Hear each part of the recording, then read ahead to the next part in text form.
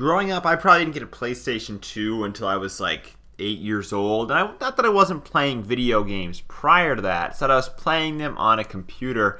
I remember me and my dad used to walk into like Office Depot and actually look at the CD cases on the shelf and pick out games. And ultimately, that sounds like such an old practice that people haven't been doing for something like at least 10 years. But regardless, I got away from playing PC games after that. I just remember there was, a degree of complexity that went with setting them up, and it just wasn't as streamlined of an experience or as user-friendly as it ended up being to play my PlayStation 2. We didn't have a fancy gaming rig, so my dad was constantly checking the system specs on the back of the cases to be sure it was something that it could even run on our machine. And now here we are, years later. I have just an average computer, not a gaming computer of any kind. And I was kind of looking into, could I go and play some PC games, particularly some older ones, because as we know, any modern computer should be capable of running a game that came out, in the early 2000s, because the system requirements are just significantly lower. Of course, the complexity is how do you get that game to run in the first place?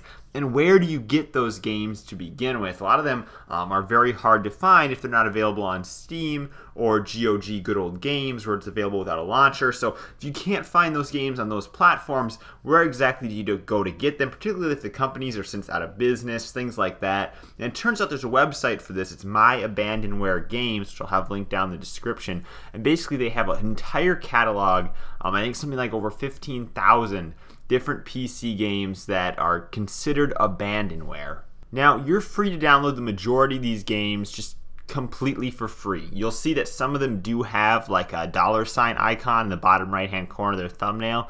That means that at one point in time, it's my understanding that the game was on the Abandonware website, but since became available for purchase on something like Steam or GOG, and now instead of being able to download on this website for free, they have a link that takes you off onto the client's website where you can actually then purchase the game. Now, purchasing the game is not actually a bad deal at all, because we'll soon discover with these games that are abandoned, these games that are free, while there are some great games in the mix here that I'm going to talk about and touch on, it can be difficult to get these up and running on modern computers, which is where if you actually own an older computer, you're kind of at an advantage here. If you still have a computer that has Windows XP on, maybe even Windows 7, you're going to have a lot better compatibility, with these games if the system is strong enough to be able to run them. Because on Windows 10, there's oftentimes just some weird workarounds you got to do in order to get these older games running. Now, there is a website called like Play Old PC Games. All that linked down in the description as well. But basically, that website can give you an idea of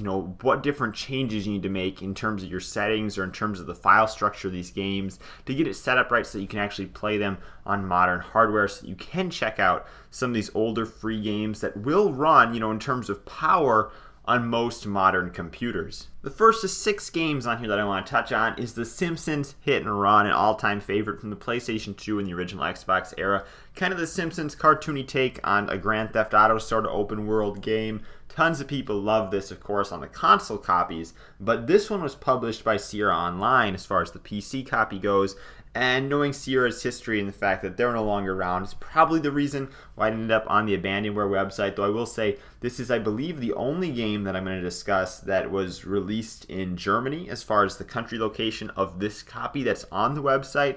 It's my assumption based on the comments that are on this file that it does have English, though, as a language option, which would be typical for a game released in Europe. Then I want to cover one of my personal favorites from my days playing back on Windows.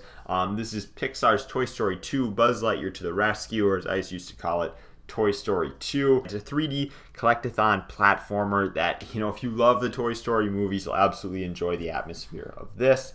And then Lego Racers. This is something that, again, I used to play on PC, and it's really cool to see a game here from 1999 that I think is still perfectly playable. I mean, the graphics aren't great, but look, it's a Lego game. Everything is going to be kind of blocky anyways.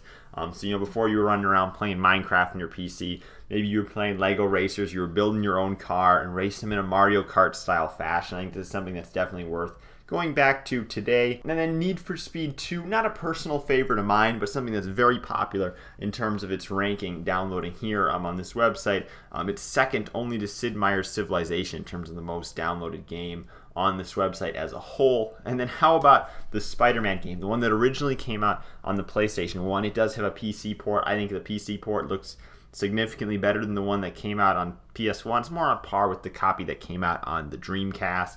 So that's out here on the Abandonware website. If you don't have a PlayStation 4 or PlayStation 5 and you can't play the new Spider-Man game, that original one is actually worth going back to, in my opinion. It's not as good as Spider-Man 2, from the PlayStation 2, but it's definitely one that's worth revisiting. And then lastly, I want to mention Sonic Heroes, which is, I think, one of the last good 3D Sonic games, with the exception of Sonic Generations, because it lets you rotate between just such a wide variety of characters. Each have their own unique play style. And the levels were fast-paced, they were fun. But that's my take on some of the great games that I think are available on the My Abandonware website. Again, it's a little bit complicated to get most of these up and running on a Windows 10 PC, but if you're willing to put in the time, work with the resources that are out there online, you can get these to be playable, and I think you can have a very enjoyable experience at oftentimes the cost of, no money to you, unless you go ahead and you buy some of these games on, GOG, the ones that are available there, because ultimately that's going to get you a far more streamlined experience in terms of actually getting these games up and running without having to go through all of those hurdles that can be very time consuming and can cause you to pull out some hair. So thank you guys for watching. I'm Bailey, and I will see you in the next video.